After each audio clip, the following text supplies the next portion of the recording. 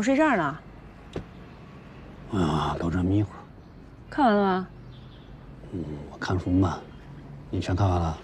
啊，我查了一下，当年网上有个论坛，专门讨论这些稀奇古怪的案子。官桥就是在这个论坛上连载的帖子，连载帖子的地名是库鲁，死者的姓名是程春。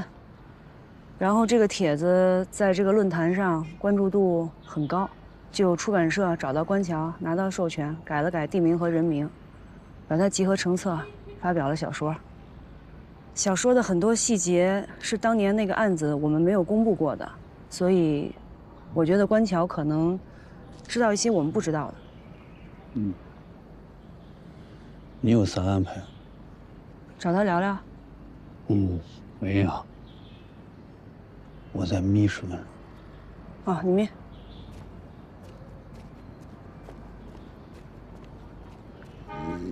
我刚刚呀，签字书赎回来，现在非常确定。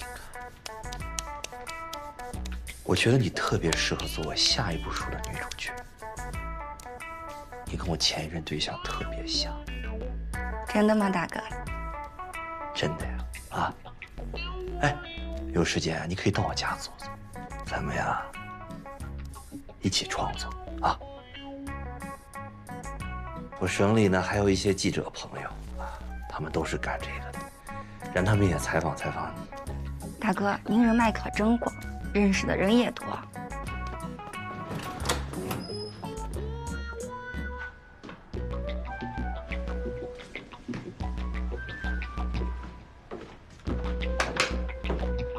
啊，官桥，有点事找你，跟我们走一趟。啥事儿啊？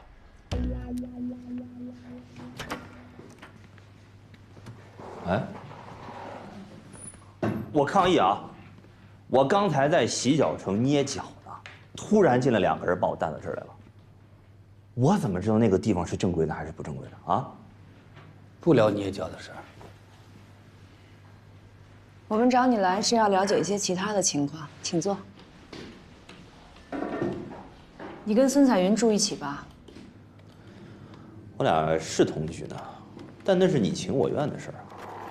我是个作家，文人风流嘛，但违法乱纪的事儿我没做过啊。谁说你违法乱纪了？那抓我干嘛呀？《沙尘暴》我看完了，写的真不错。罗警官，关某不才啊，请您雅正。尤其是这里面的细节，太真实了。罗警官，您真是我的知音呐！我在写这个作品的时候也投入了非常多的精力，我写的时候放入了很多感情。我写完之后大病了一场。没那么简单吧？当然没那么简单了。哎，写完之后很多人扒我的身份啊，我的粉丝都知道我是个技术工人，还有人说我是什么那个大刘第2，就那个写科幻那个，把我看小了。那科幻文学怎么能？陈春认识吗？你小说里的这个女主人公春，跟现实生活中的程春，还有你小说里的陈元宝，和现实的丁宝元，在职业和社会关系上都高度契合，你怎么解释？那个案子当时多火呀！啊，那报纸、网上都查得着。哪个报纸和网上查得到丁宝元和程春有私情？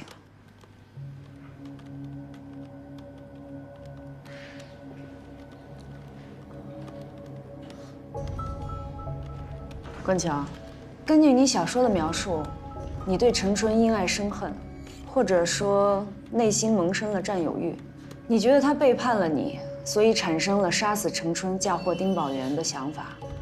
于是趁着丁宝元和程春私会的时候，你偷配了丁宝元一直挂在裤子上供热站大门的钥匙，然后假借丁宝元之名，约程春到供热站，在供热站的门外杀死程春，用提前配好的钥匙把程春的尸体背进去，塞进锅炉，然后又靠你的书迷，也就是丁宝元的妻子孙彩云嫁祸给丁宝元。那是小说啊，罗警官，那是文学虚构的。但你可是以第一人称说你是杀死陈春嫁祸丁宝元的凶手。我这么写才有人看呢，啊，我只有这么写才有点击率。哎，那个英国那个笛夫《鲁滨逊漂流记》，日本村上春树《挪威的森林》，还有大刘《流浪地球》，都是第一人称叙述。你这么写，读者才能愿意看。怎么可能真给地球安一个发动机？屁话多得很。陈春被杀，原犯罪嫌疑人丁宝元翻案了，我已经把你列为重要嫌疑人。凭什么呀？你们有证据吗？认识陈春吗？认识。怎么认识的？说说。他在夜市摆摊儿的嘛，卖麻辣烫的，长得挺好看的。我当时是个文艺青年，特别穷，吃上顿没下顿。我在他的摊子上认识了他，他听说我是个作家，就对我眉来眼去的。一来二去呢，我们就好上了。他先勾引的我啊。那你对陈春的情感是不是像你小说里写的，因爱生恨，充满了占有欲？他先勾引的我，我是个作家。哎，我当时跟他说，我来库鲁是为了给小说找灵感，找完了我就回省城了。他听说完之后对我特别上心。后来我听说程春是做皮肉生意的，我们俩就断了。再后来我听说程春死了，你们把丁宝元抓起来了。当时街头巷尾都在说这个事，众说纷纭啊。我当时想把它写成书，一定能火。我就以凶杀案凶手的身份，在网上连载了这本书。哎，我这都是出于对于文学的一种热爱啊。程春的死跟我肯定没有任何关系。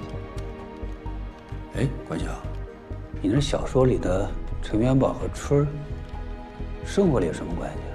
你是说丁宝元和程春？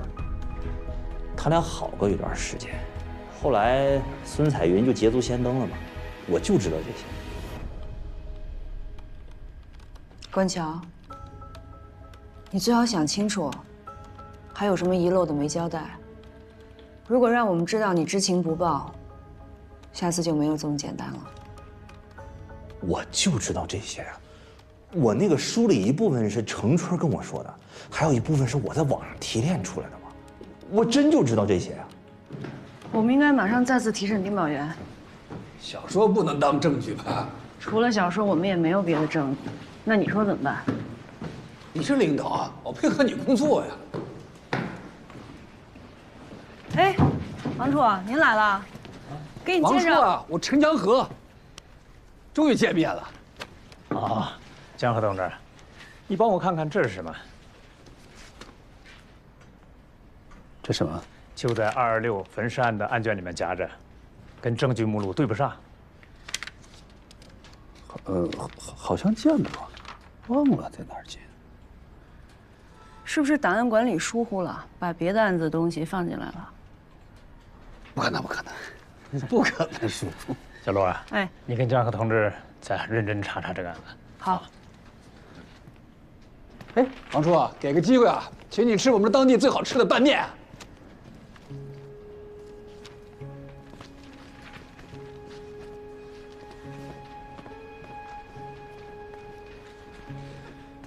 好像见过，哪儿见的？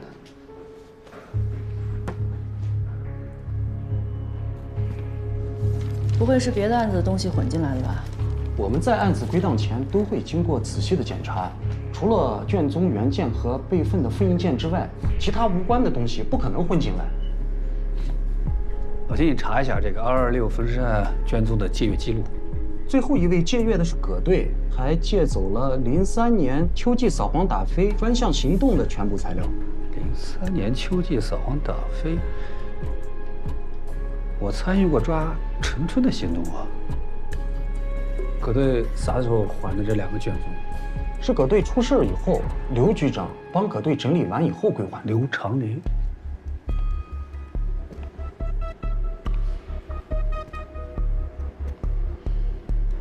抱歉，你帮我找一下03年秋季扫黄打非的卷宗材料，尤其是陈春东西。哎，好。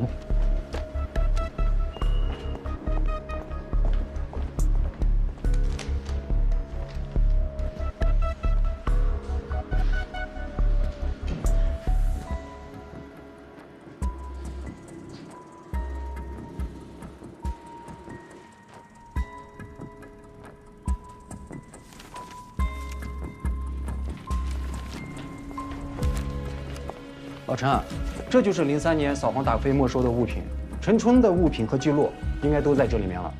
好，谢谢啊。嚯，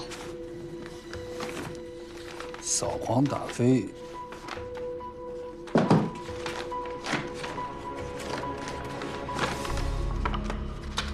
哟，这个你不能看。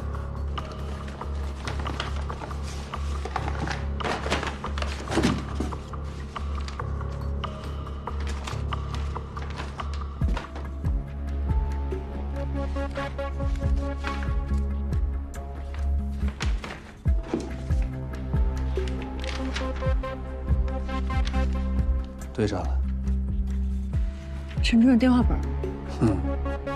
更像一个账本，有电话号码，前面没名字。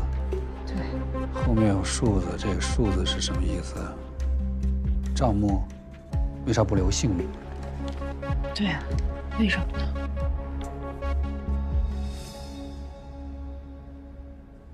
哎呀，我咋这笨呢？我是否当年就应该想到了从陈春的人际关系入手？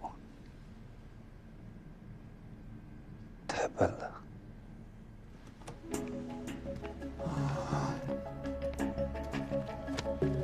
先把这个留着，看看别的。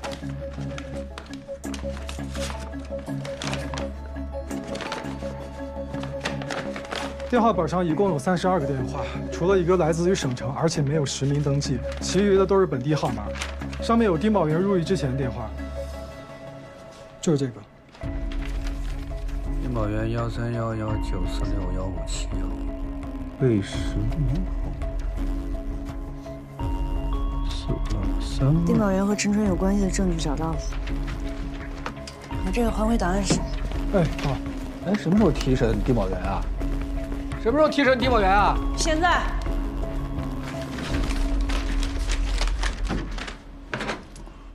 这个是陈春生前的记账本，找找自己的电话号码。丁宝元，你跟陈春到底有没有关系啊？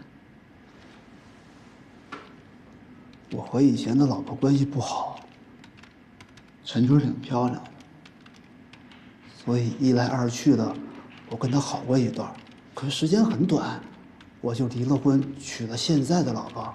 陈春也有了其他男人，我和他就断了，没再联系过。再没有联系吗？没再联系过。我新娶的老婆比他年轻，也比他漂亮，我们感情也很好。这陈春后来名声也不好，我还找他干嘛呀？你老婆子月月能看你，这样老婆子不多见的。儿子可爱健康，丁宝元，把跟陈春的关系说清楚，对自己对家庭负责任的。真没联系了。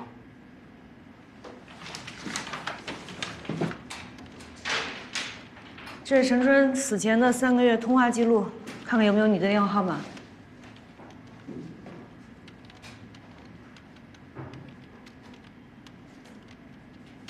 警察同志，这个就是因为陈春后来做了皮肉生意，我才找到他几回，而且上面记得很清楚，就这么几回。不用我坐8年牢吧？你的事情不止这几回。没别的了。丁宝元，你说你案发当晚去找马进才，是不是在路上碰见了陈春？然后他纠缠你，你把陈春杀了，塞进了锅炉。警察同志，这陈春纠缠我干嘛呀？我第一不欠他钱，第二我们分开很久了，没什么感情，他还有了其他男人。那按你这么说，这前前后后只要跟陈春有过关系的男人，都有可能是凶手啊。说你跟陈春的关系。